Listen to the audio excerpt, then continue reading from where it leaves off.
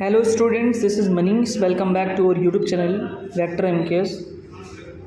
हमने अपने previous video में जो है चैप्टर सॉल्यूशन का जो है डिस्कस किया था, जिसमें हम बात किए थे कि सॉल्यूशन क्या होता है, कौन से मिक्सचर सॉल्यूशन में कन्वर्ट होते हैं। ठीक है, अभी आज के इस वीडियो में जो है हम बात करने वाले हैं टाइप्स ऑफ सॉल्यूशन के बारे में। काफ़ी अच्छे से देखेंगे और ये वीडियो लास्ट तक देखिए आप लोग, और कैसा ये जो है आपको लगता है, कितना समझ में आता है, कितना हेल्पफुल है आपके लिए, कमेंट सेक्शन में कमेंट करके ज़रूर बताएं। तो चलिए स्टार्ट करते हैं। अभी देखो कि टाइप्स ऑफ सॉल्यूशन की अगर बात करें तो टोटल जो है 9 टाइप्स के सॉल्यूशन होते हैं। ठीक है, 9 टाइप्स के सॉल्यूशन होते हैं, ये हमेशा याद रखना। देखो, गैसियस सॉल्यूशन, लिक्विड सॉल्यूशन और सॉलिड सॉल्यूशन, क्या क्या इसमें होता है, कैसे गैसियस सॉल्यूशन होता है। तो देखो, हमको पता है कि सॉल्यूशन जो होता है सोल्यूट और सॉल्वेंट से मिलकर के बनता है, ये पता है। तो देखो करना क्या है, अगर सोल्यूट गैस है और सॉल्वेंट भी गैस है तो भी गैसियस सॉल्यूशन कहलाएगा। अगर ये सोल्यूट लिक्विड है, सॉल्वेंट गैस है तो भी गैसियस सॉल्यूशन कहलाएगा। ये सॉलिड है, ये गैस है, तभी गैसियस सॉल्यूशन। यानी कि ये चीज़ ध्यान देख रहे हो, सॉल्वेंट पे डिपेंड कर रहा है कि सॉल्यूशन कैसा होगा।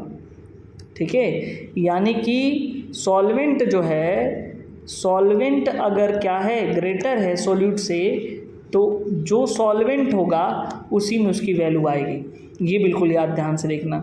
जैसे मान लो यहाँ पे हम देख रहे हैं अभी जस्ट कि तीनों गैस हम ले रहे हैं, तो ये सॉल्वेंट गैस है और ये गैस है, तब भी गैस है सॉल्यूशन। सॉल्वेंट गैस है, ये लिक्विड है, तब भी गैस है सॉल्यूशन। ये गैस है, ये सॉलिड है, तब भी ये गैस है सॉल्यूशन। ठीक है, तो ये बिल्कुल ध्यान देने वाली बात है। अब देखते हैं पहला नंबर कि जब गैस और गैस का आपस में मिश्रण होता है, यानी कि मिक्स करते हैं, तो ये इसका एग्जाम्पल क्या है। तो देखो, ऑक्सीजन और नाइट्रोजन जो गैसेस होती हैं, जो आपस में मिली होती हैं, वो गैस दोनों होते हैं, तो गैस का सॉल्यूशन गैसियस सॉल्यूशन होता है। लिक्विड और गैस का सॉल्यूशन देख लेते हैं। क्लोरोफॉर्म, जिसको बोलते हैं CHCl3। ठीक है, बेहोश वाला देखे हो ना, जो ये इसको बेहोश करने के लिए जो है लगाया जाता है। हैंकी में जो है इसको लगा करके अगर किसी को स्मेल करा दो तो वो बेहोश हो जाएगा। तो एक तरह का ये लिक्विड है, नाइट्रोजन गैस है। जब लिक्विड का गैस में सॉल्यूशन तो भी गैसियस सॉल्यूशन। चलो अब आ जाते हैं सॉलिड का गैस में। कैम्फोर यानी कि कपूर, नाइट्रोजन गैस। अब ये तो सॉलिड है, ये गैस है। ठीक है, तो दोनों का मिक्सचर भी क्या होगा, गैस होगा। तो ये याद रखना। अब हम यहाँ पे आ जाते हैं, ये देखो ये टोटल लिक्विड है, तो लिक्विड सॉल्यूशन की बात, गैस का लिक्विड, लिक्विड से लिक्विड, सॉलिड से लिक्विड, ये भी लिक्विड सॉल्यूशन आएगा। तो गैस से लिक्विड अगर मिलाएंगे, इसका एग्जांपल देखो, पानी में क्या होता है, बहुत सारे गैसेस डिज़ोल्व होते हैं, बिल्कुल जैसे मछलियाँ सांस लेती हैं, कहाँ से लेती हैं, तो उसमें मिले होते हैं। ठीक है, तो ये गैसियस और लिक्विड सॉल्यूशन कहलाएगा। एथेनॉल C2H5OH का अगर हम मिला देते हैं पानी में, ठीक है, लिक्विड है ये भी और ये भी लिक्विड है। अरे भाई, जो वाइन होता है, वाइन डाइल्यूट करने के लिए पानी मिलाते हैं ना, दोनों लिक्विड होता है, तो भी लिक्विड सॉल्यूशन कहलाएगा। ग्लूकोज सॉलिड होता है, वाटर में मिलाया, ठीक है, मिल करके डिज़ोल्व हो गया, लिक्विड सॉल्यूशन हो गया। अब हम यहाँ आते हैं सॉलिड का देख लेते हैं। तीनों सॉलिड है, gas solid, liquid solid, solid solid. ठीक है, इसका क्या होगा, अगर मान लो यहाँ पर हम ले रहे हैं solution of hydrogen in palladium का मिक्सचर कर रहे हैं, तो सॉलिड सॉल्यूशन कहलाएगा। अमलगम जो Hg है ना होता है, मरकरी जिसको बोलते हो, सोडियम का मिक्सचर कहलाओगे तो लिक्विड सॉलिड हो जाएगा। Copper dissolve in gold, copper Cu, gold जो है Au, अगर मिला रहता है तो उसको बोलते हैं सॉलिड का सॉल्यूशन। इस तरह से हमने देखा कि टोटल 9 टाइप्स के सॉल्यूशन होते हैं। कितने टाइप के, टोटल 9 टाइप के। और हमको याद भी करना है कि इसका क्या होता है। ठीक है, तो टोटल हमने देखा 3 कैटेगरी में डिवाइड किया कि गैस जो है यहाँ पे सॉल्वेंट जो है कॉमन है, सॉल्वेंट के लिए देखिए कॉमन है, गैस वाला है तो इसके हिसाब से गैसियस सॉल्यूशन हो रहा है, लिक्विड है तो लिक्विड सॉल्यूशन हो रहा है, सॉलिड तो सॉलिड सॉल्यूशन हो रहा है। ठीक है, तो ये बिल्कुल याद रखना। अब एक चीज़ और हमको यहाँ समझना है कि कई बार आपको देखने के लिए मिलेगा एक्वस सॉल्यूशन क्या होता है, एक्वस सॉल्यूशन। ठीक है, एक्वस सॉल्यूशन क्या होता है, ये बिल्कुल ध्यान में रखना है कि ऐसा सॉल्यूशन, यानी कि the solution in which the solvent is water.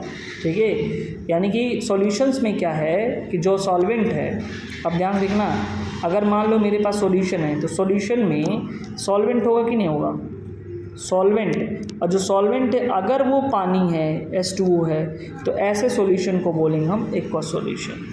बात समझे?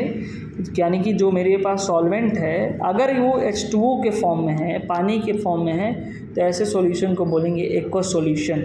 और अदर देन अगर H2O यानी कि वाटर है तो वो होगा नॉन एक्वस सॉल्यूशन। तो ये भी याद रखने वाली बात है, एक्वस सॉल्यूशन और नॉन एक्वस सॉल्यूशन क्या होता है। नॉन एक्वस सॉल्यूशन में बेंजीन आ सकता है, ether, alcohol, toluene, cyclohexane, carbon tetrachloride, ये सब एग्जाम्पल जो है यहाँ पे आते हैं। ठीक है, ये सारी बात होगी। अब देखो इसके बाद भी कुछ बातें हैं जो हमको कर लेनी चाहिए।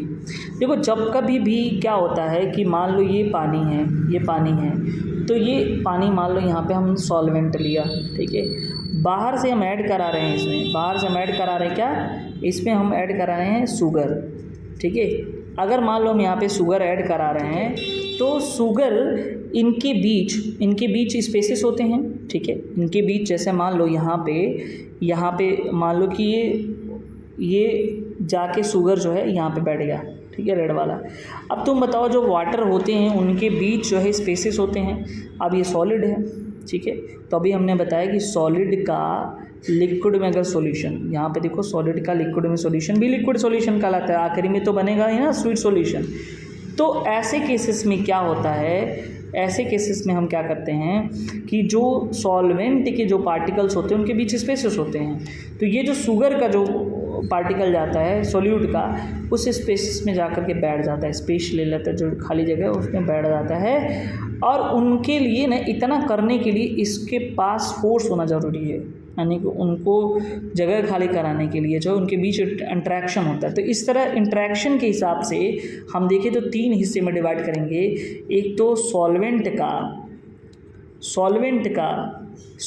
के बीच इंटरेक्शन। अब सोचो सॉल्वेंट के पार्टिकल क्या आपस में टकराएंगे? नहीं, ये भी हो सकता है।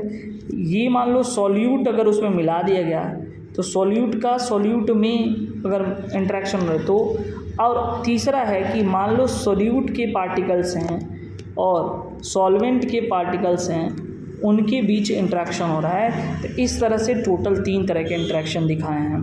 तो ऐसे केसेस में तुमको बता दे रहे हैं कि यहाँ पे जब कभी भी आपस में वो टकराते हैं, कोलिजन करते हैं, तो वहाँ पे एंडोथर्मिक होता है, एंडोथर्मिक हीट प्रोड्यूस होता है। और जब कभी भी ये दोनों डिफरेंट करके आते हैं, ठीक है, डिफरेंट यानी सॉल्यूट सॉल्वेंट से टकरा गया, सॉल्वेंट सॉल्यूट से टकरा गया, तो वहाँ पे जो होगा आइदर भी इट इज़ एंडोथर्मिक और एक्सोथर्मिक बोथ, है ना।